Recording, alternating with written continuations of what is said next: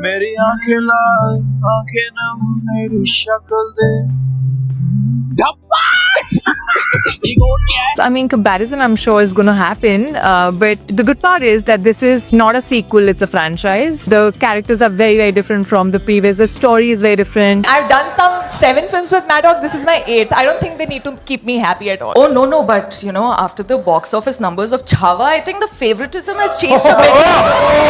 तो film cocktail 2 का trailer already out हो चुका है, प्रमोशंस फुल स्विंग में है और फिल्म भी काफी जल्दी रिलीज होने वाली है। But एमिड all of this controversies और ड्रामा भी बहुत हो रहे हैं। फिर चाहे वो फिल्म के ट्रेलर पर ऑडियंस का डिवाइडेड ओपिनियन हो, जहां कुछ को लग रहा है कि फिल्म इंटरेस्टिंग हो सकती है, वहीं कुछ को लग रहा है कि शायद सेम स्टोरी ही डिफरेंट आर्टिस्ट के साथ प्रेजेंट करके बस दिखाई जा रही है। और इसके अलावा जो प्रमोशन में कुछ मोमेंट्स को ऑडियंस के सामने एज राइवलरी प्रोजेक्ट करने की कोशिश हो रही है, इसको लेकर भी ऑडियंस अभी ये पूरे पीआर टैक्टिक्स को एक्सपोज करते हुए कह रही है कि ये है तो पुराना बॉलीवुड का प्रमोशन करने का टैक्टिक, लेकिन अगर फिल्म में ही दम नहीं हुआ ना तो ऑडियंस उसे स्ट्रेट अप रिजेक्ट करने में 2 मिनट नहीं लगाएगी। तो इस सब पर बात करेंगे, बस उससे पहले आप चैनल को सब्सक्राइब जरूर से कर लेना। तो सबसे पहले बात करते हैं फिल्म के ट्रेलर की। एज इन कॉकटेल नाम सुनते ही ऑडियंस ने तो इसे ऑटोमेटिकली 2012 में आए इसके फर्स्ट पार्ट से कंपेयर करना शुरू कर दिया, जहां ओरिजिनल कास्ट को काफी कल्ट बताते हुए कहा जा रहा था कि उस फिल्म का म्यूजिक एल्बम आइकॉनिक था, कैरेक्टर्स तो आज तक मेमोरेबल हैं और स्पेशली वेरोनिका जो दीपिका पादुकोण ने प्ले किया था कैरेक्टर, उसको भी ऑडियंस आज तक याद करती है। और 14 साल बाद जब कॉकटेल 2 आ रही है with new actors new characters लेकिन सिमिलर इमोशनल टेरिटरी, तो ऑडियंस जहां एक तरफ कंपेयर कर रही है वहीं एक्सपेक्ट भी कर रही है कि शायद फिल्म अच्छा टर्न आउट हो जाए। और ट्रेलर में कुणाल, दिया और एली 3 लोगों की लाइफ दिखाई गई है जो एक काफी कॉम्प्लिकेटेड इमोशनल सिचुएशन में फंसे हुए हैं। और ये पूरा ट्रेलर ना लोगों को विजुअली तो बहुत इम्प्रेसिव लगा है,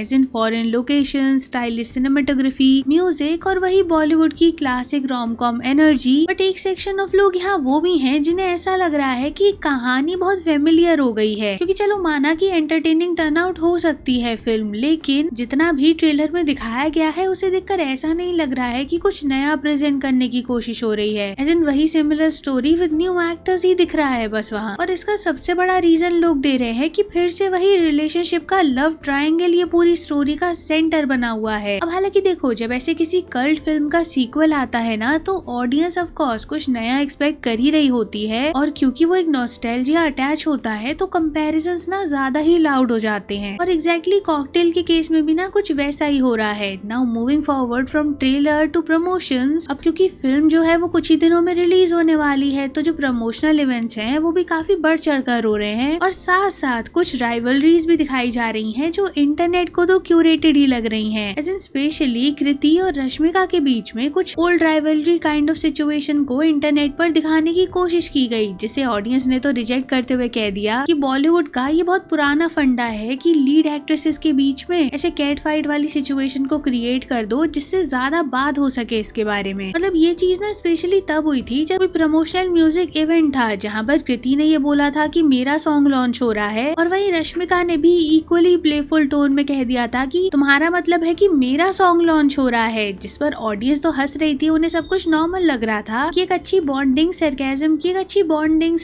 को दिखाने की कोशिश हो रही है। बट देन कट टू कुछ ऐसे ही पैटर्न के क्लिप्स फिर वायरल होना शुरू हो जाते हैं, जहाँ पर फुल ऑन ये नरेटिव बना दिया जाता है कि रश्मिका और कृति के बीच में कुछ तो प्रॉब्लम्स हैं। मतलब दोनों ये बताने की कोशिश कर रही हैं कि कैसे वो ज्यादा मेन है इस फिल्म में, या कैसे प्रोडक्शन हाउस में उनका इन्फ्लुएंस ज्यादा है, जिसे हालांकि ऑडियंस तो एक्सेप्ट कर नहीं रही थी। उल्टा लोगों ने तो ये बोलना शुरू कर दिया कि हमें लग रहा है कि फिल्म की एंडिंग में कहीं रश्मिका और कृति ही एक ना हो जाए, क्योंकि लोगों को लग रहा है कि ट्रेलर में जिस तरीके से कृति और रश्मिका को दिखाया जा रहा है उससे इवेंचुअली 2 ही कंक्लूजन्स ड्रॉ हो रहे हैं कि या तो एंडिंग में शाहिद और रश्मिका का कैरेक्टर एक हो जाएगा या फिर रश्मिका या कृति के कैरेक्टर्स एक हो जाएंगे। बट इसका जवाब भी ना एक प्रमोशनल इवेंट में मिल ही जाता है। मतलब डायरेक्टली पूछ लिया था कुछ लोगों ने कि क्या ये कृति और रश्मिका के कैरेक्टर वाली लव स्टोरी दिखाने का ट्रैक तो नहीं है ना फिल्म में, जिस पर काइंड ऑफ मना ही कर दिया गया। और काफी सारी रिपोर्ट्स में भी ये क्लेम किया गया था कि नहीं उस डायरेक्शन में फिल्म फिल्म नहीं है। इसके बाद ऑफ कोर्स PR टीम के पास क्या बचा, वो राइवलरी वाली चीज ही वो दोबारा से पुश करने लग गए। मतलब फिर तो काफी सारे एडिट्स ना ये बनने शुरू हो गए थे कि शाहिद को कृति या रश्मिका से इश्यूज हैं। बिकॉज जैसे कृति के केस में तो ये बोला जा रहा था कि शाहिद और कृति ने पहले भी एक फिल्म में काम किया हुआ है और तब भी ये चीज देखी गई थी कि कृति थ्रू आउट सिर्फ फ्लैट्स ही पहने हुए थी और अभी भी उनको देखकर ऐसा ही लग रहा है, जिसको लेजिट काफी बड़ा मुद्दा बना दिया गया और कहा जाने लगा कि शाहिद इनसिक्योर है अपने को एक्टर से। ये तो बहुत पहले से ही लाइमलाइट में है, लेकिन शायद अभी वो अपनी हाइट को लेकर भी इनसिक्योर है कृति से, ये चीज भी दिख रही है, जिसको अब आप ये नहीं कह सकते कि हाँ फैक्ट है या सही है। लेकिन हाँ, लोग काफी सारे ऐसे क्लिप्स को पॉइंट आउट कर रहे थे कि दोनों जितना अच्छा फ्रेंडली बॉन्ड दिखाने की कोशिश करते हैं उतनी चीजें अच्छी नहीं है, ये कहीं ना कहीं दिख जाता है। एंड इसी रो में ना रश्मिका और शाहिद का ये वाला वीडियो भी बहुत वायरल हो गया था, जिसको फिर रिप्लाई में उन्होंने अगली प्रमोशन के टाइम पर मिमिक करने की भी कोशिश की थी। जिन सारी चीजों की वजह से लोगों को ऐसा लग रहा था कि दो एक्ट्रेस हैं फिल्म में, एक एक्टर है, तो कैसे भी फिल्म को अभी लोगों के नोटिस में लाने के लिए हर वो PR टैक्टिक को यूज किया जा रहा है। बिकॉज इस फिल्म का बजट बहुत ज्यादा है और काफी सारे बेनिफिट्स हैं फिल्म के साथ, जैसे कुछ काफी पॉपुलर म्यूजिक ट्रैक्स को एज इट इज रखा गया है फिल्म में और नॉस्टैल्जिया तो उससे अटैच्ड है ही। एंड इवन जो तीनों एक्टर्स भी लिए गए हैं, कृति सेनन, रश्मिका एंड शाहिद, वो अपने आप में भी काफी सक्सेसफुल हैं। And at this point of time तीनों का एक साथ एक फिल्म में आना बेनिफिशियल हो भी सकता है। सो इन शॉर्ट, अगर आज एक रोम कॉम फिल्म पर 150 करोड़ रिपोर्टेडली इन्वेस्ट किए गए हैं तो ऑफ कोर्स हर वो चीज की ही जाएगी जिससे फिल्म को सक्सेसफुल टर्न आउट किया जा सके। Now talking about these figures ना, तो लास्ट कुछ टाइम में ना कुछ आर्टिकल्स ऐसे आए हैं जहां ये क्लेम किया गया कि शाहिद कपूर को इस फिल्म के लिए 21 करोड़ के अराउंड फीस दी गई है, which is more than combined fees of Kriti Sanon and Rashmika Mandanna. Because Kriti को अराउंड 8 करोड़ और रश्मिका को 6 करोड़ फीस दी गई है। अब जैसे ये नंबर सर्कुलेट हुए ना तो डिबेट ही स्टार्ट हो गई। बिकॉज एक साइड का आर्ग्यूमेंट था कि शाहिद सीनियर एक्टर है, कबीर सिंह के बाद उनकी मार्केट वैल्यू अलग लेवल पर पहुंच चुकी है और बॉलीवुड में मेल एक्टर्स को ज्यादा पे किया जाता है, ये कोई नई बात भी नहीं है, काफी बार ये चीज मीडिया में आ चुकी है। इसका रिप्लाई देते हुए ये कहा जाता है कि क्योंकि उनका मार्केट पुल बहुत अच्छा है, उनके नाम पर ऑडियंस थिएटर में आती है, तो वो जेन्युइनली डिजर्व करते हैं उतना। वाइल दूसरी साइड का आर्ग्यूमेंट है कि कृति और रश्मिका की वजह से भी एक मेजर ऑडियंस पुल जनरेट होगा। तो अगर ऐसे में मूवी तीनों लीड्स के अराउंड इक्वली रिवॉल्व कर रही है तो इतना बड़ा पे गैप कैसे जस्टिफाइड हो सकता है। नाउ ऑनेस्टली ये डिस्कशन सिर्फ कॉकटेल 2 तक लिमिटेड नहीं है, ये तो बॉलीवुड का एक लार्जर कॉन्वर्सेशन है। As in pay parity, star value, negotiation power, audience pull, इन सारी चीजों को लेकर हमेशा डिबेट होती आई है और अभी भी लोगों को यही लग रहा है कि एटलीस्ट अगर आपको इक्वल पे नहीं करना था तो इतना मैसिव गैप भी नहीं होना चाहिए था। बिकॉज कहीं ना कहीं तीनों की सक्सेस इस टाइम पर कहीं भी अलग नहीं है किसी वे से। I mean, काफी लोग पॉइंट आउट कर रहे थे कि शाहिद को हाइप जरूर किया जाता है, बट अगर आप उनकी फिल्मोग्राफी देखोगे ना तो उनकी मेजॉरिटी फिल्म फ्लॉप्स ही हुई हैं। तो ऐसे में किस बेसिस पर आप ये कह रहे हो कि वो ऑडियंस पुल ज्यादा जनरेट करते हैं तो वो इतना गैप डिजर्व करते हैं। Now again I will highlight कि ये कोई कंफर्म रिपोर्ट नहीं है, लेकिन हाँ, क्योंकि ये नंबर सडनली इतना वायरल हो गया कि बहुत ज्यादा डिफरेंट